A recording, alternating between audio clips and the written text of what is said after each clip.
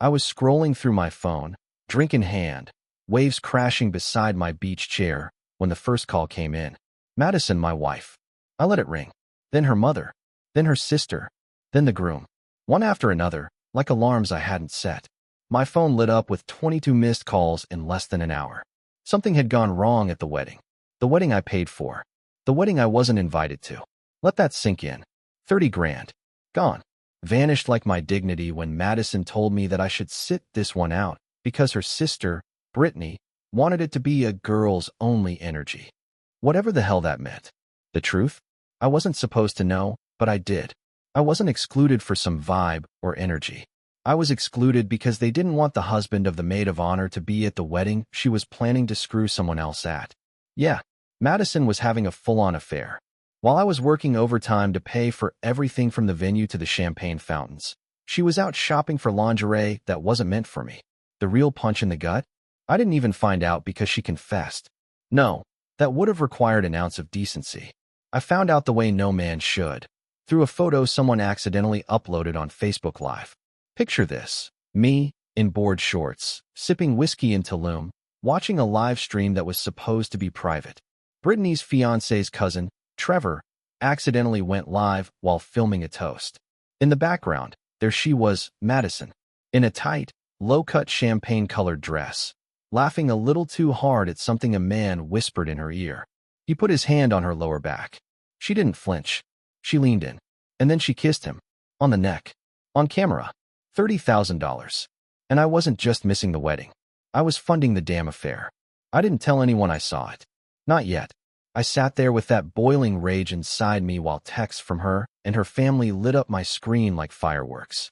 Something had clearly gone wrong at the wedding. I had no idea what yet, but I didn't care.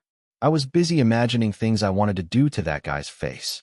After 2 days of silence from me, I finally texted her. Hope the wedding was worth it. Don't call me. I'm on vacation. Unlike you, I actually paid for it. She texted back instantly. Ethan, please. It's not what it looks like. I can explain. Please answer. I didn't. I was already booking a return flight. Because this wasn't going to end with just a phone call. No. I wanted to look her dead in the eyes and watch her try to lie her way out of this. And lie she would. This was Madison, after all. A woman who once told me she was going to yoga, but came back tipsy with a smudge of lipstick that wasn't hers on her collarbone. A woman who swore up and down that her guy friend from work was like a brother, but suddenly didn't want me attending any events where he'd be. A woman who told me we couldn't afford a vacation, then spent 3 grand on a spa retreat with her girls.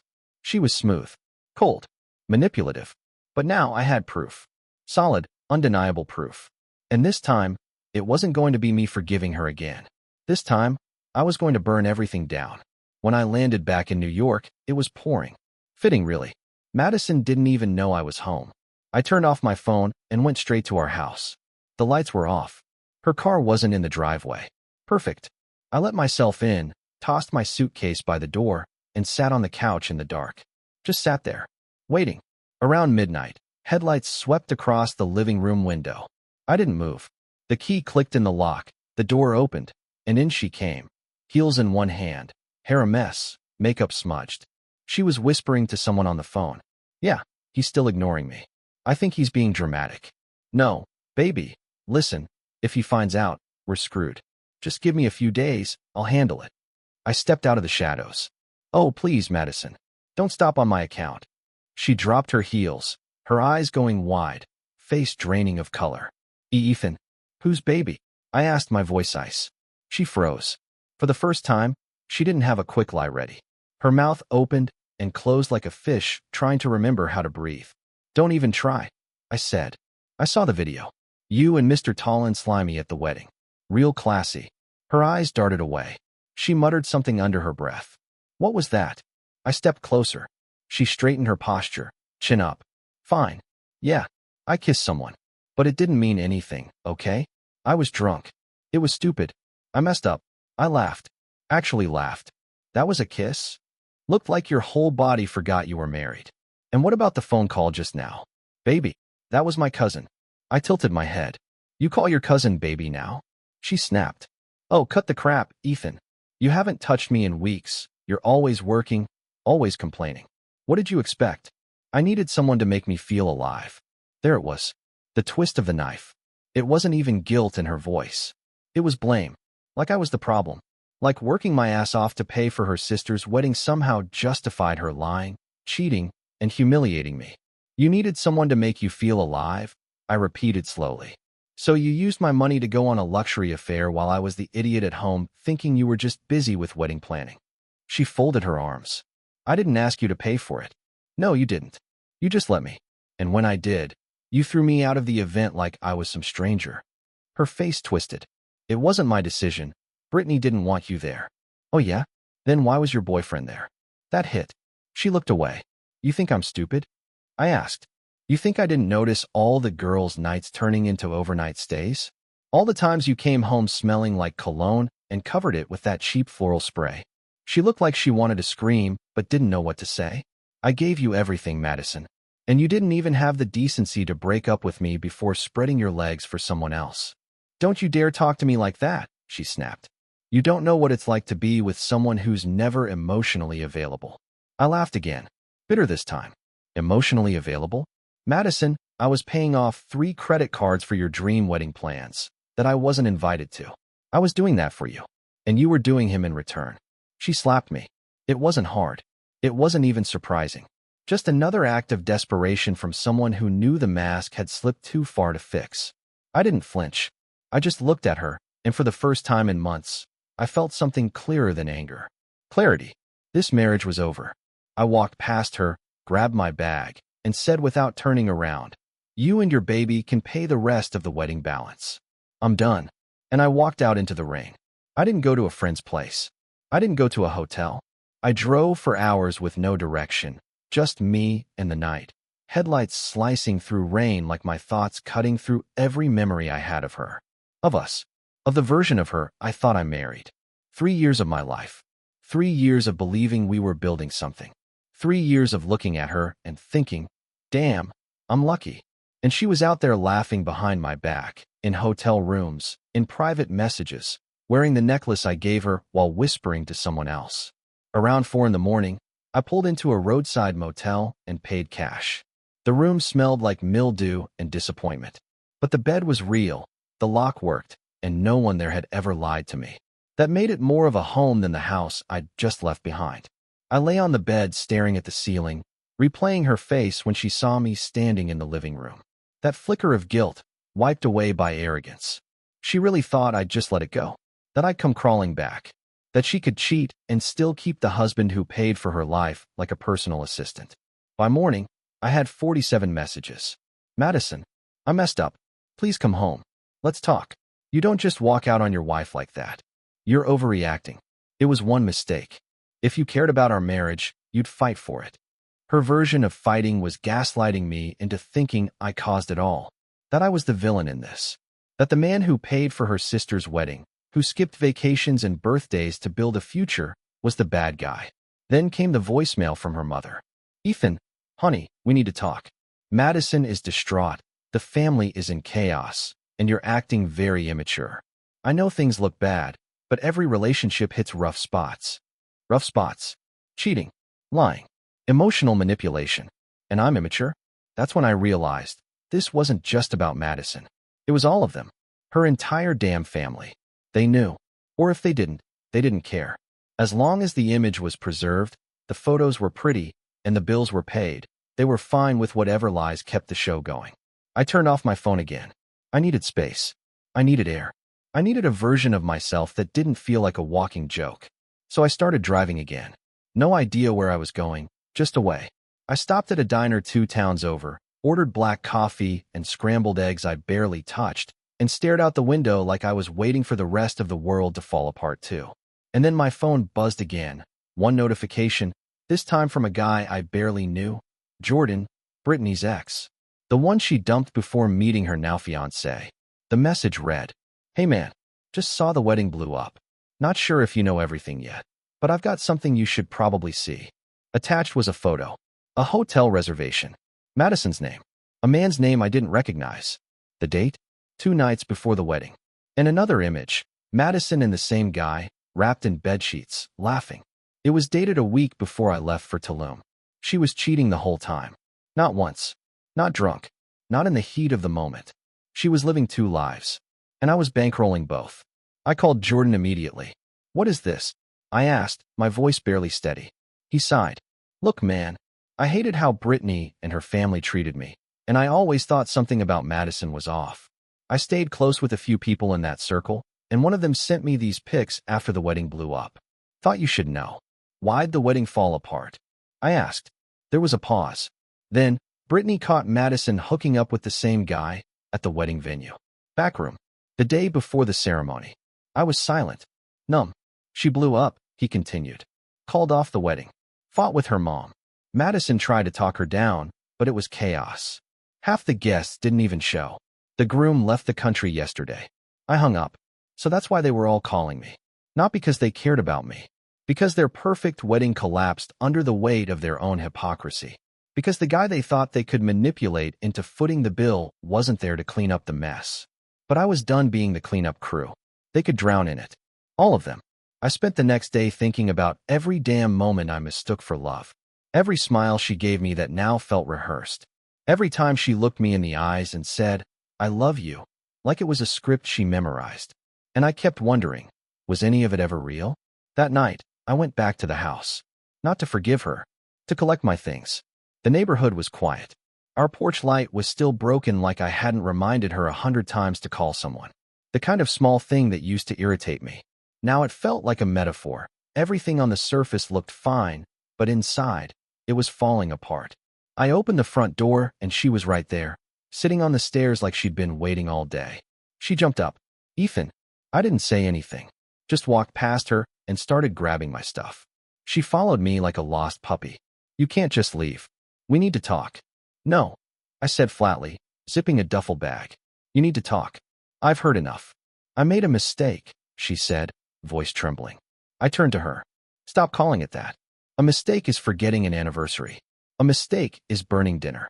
You didn't accidentally sleep with someone. You didn't accidentally lie to my face every night." She stepped closer. "I was lonely. You were always working, always tired. I felt invisible." "Right?" I said bitterly. "And instead of saying that like an adult, you climbed into bed with someone else and smiled in my face while I paid for your sister's wedding. You weren't invisible, Madison. You were just lying. Constantly." Tears welled in her eyes, but I'd seen those tears before. They were her weapon, her shield.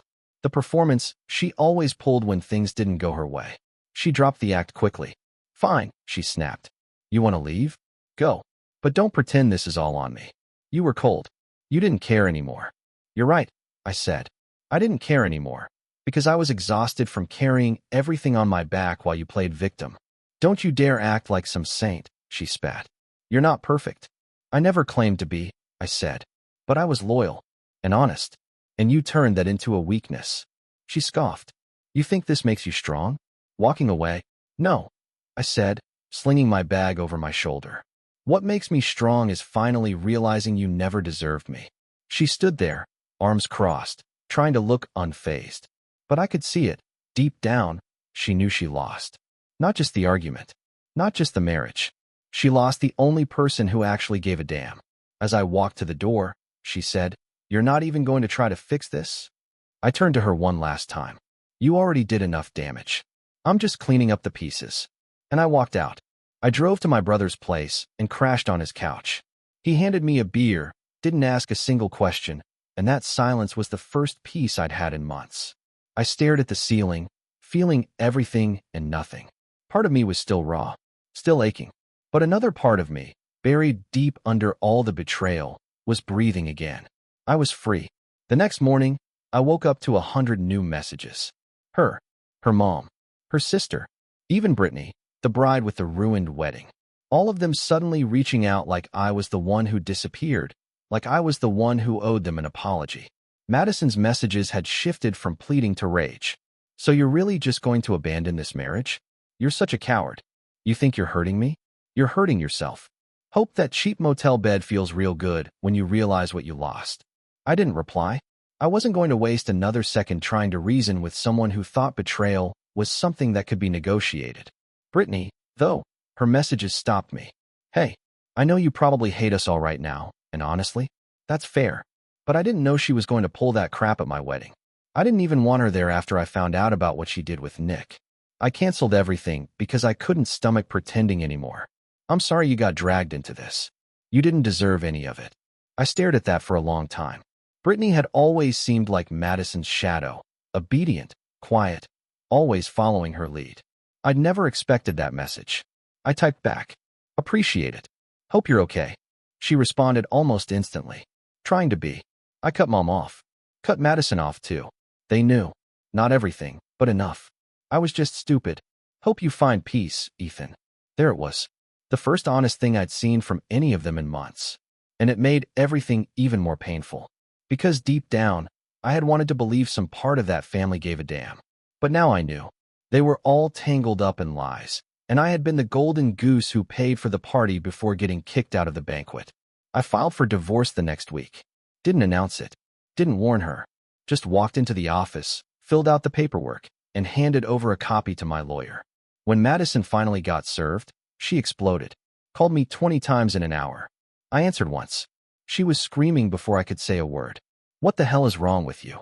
You just file for divorce behind my back like a damn coward? After everything I've done for you. What you've done for me." I interrupted. "You think cheating, lying, and spending my money while you planned your next hookup counts as doing something for me? You're throwing away everything over one mistake." I felt myself laugh. Cold. Dead inside. "Madison, you didn't make one mistake. You made a lifestyle out of betrayal." She got quiet. Then she muttered, "You'll regret this." "No," I said. "I regret staying as long as I did." I hung up. Blocked her. Changed my number. Moved the hell on. Not overnight. The pain was still there, like a damn phantom limb. But every day without her voice, without her lies, was another step out of the fog. The only person I let back in was Brittany. Not romantically. Nothing like that. Just someone who understood. We met once for coffee. Talked about the wreckage they both left behind.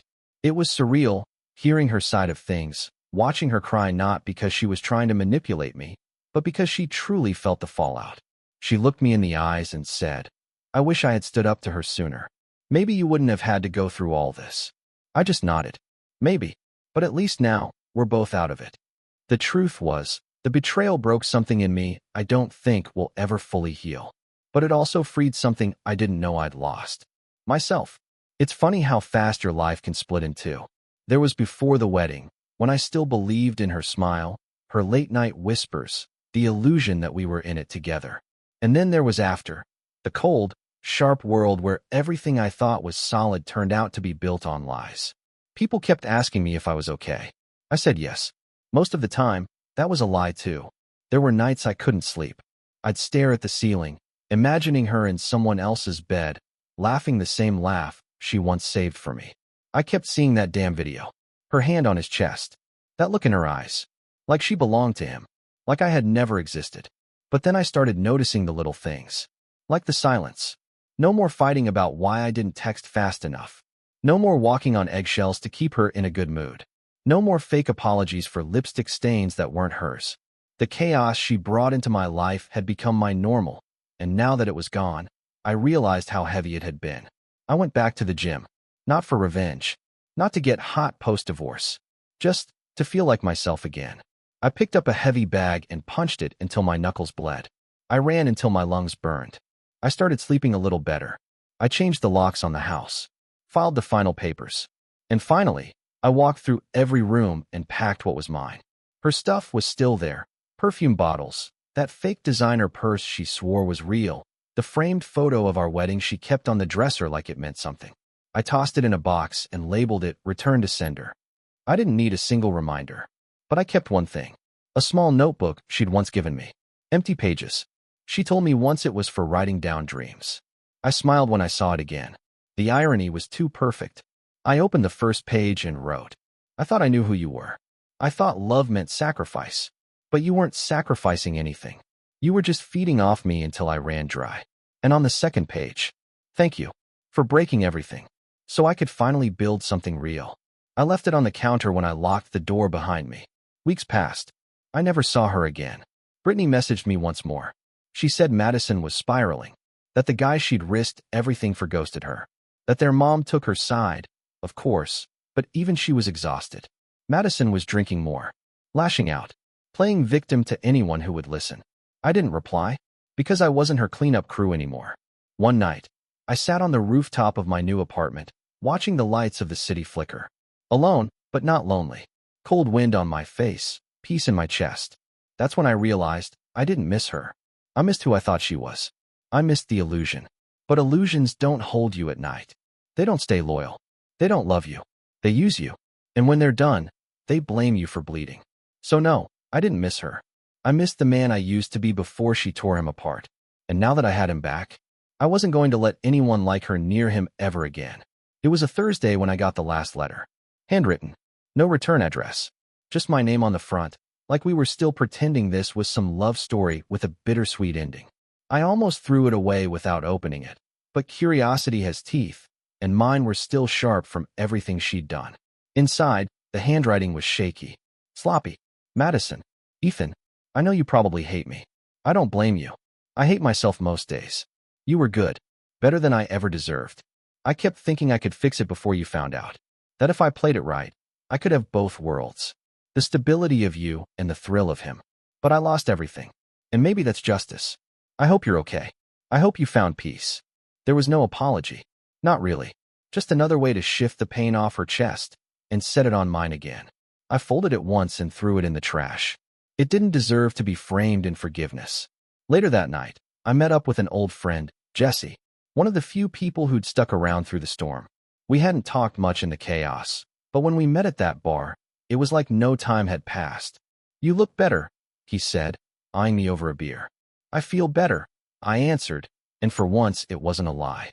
He paused. So what now? And that's the question, isn't it? What now? After your whole life falls apart. I told him I didn't know, but I was figuring it out. Day by day, step by step. I wasn't rushing into anything. No dating apps, no drunken flings to prove I was over her. I didn't need to prove anything. My healing wasn't a show for anyone else. I started writing again. Real writing. Stuff I hadn't done in years. Short stories, late-night thoughts, even poetry, if you can believe it. Not about her, about me. Rebuilding the foundation from inside out. One day, while jogging through Central Park, I saw a couple laughing on a bench. She was tucked under his arm, stealing fries from his tray. They looked stupid happy. And for the first time, I didn't feel bitterness twist inside me. I just felt nothing. No jealousy. No anger. Just a quiet acknowledgement. That used to be me. And it could be again, someday. But next time, I wouldn't ignore the red flags. Next time, I wouldn't confuse drama with passion or lies with mystery. Next time, I'd walk if someone made me feel small, instead of trying to shrink myself to fit inside their broken version of love.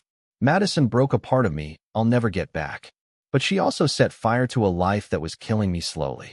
And from the ashes, I got to rebuild something honest. Stronger. Smarter. Real.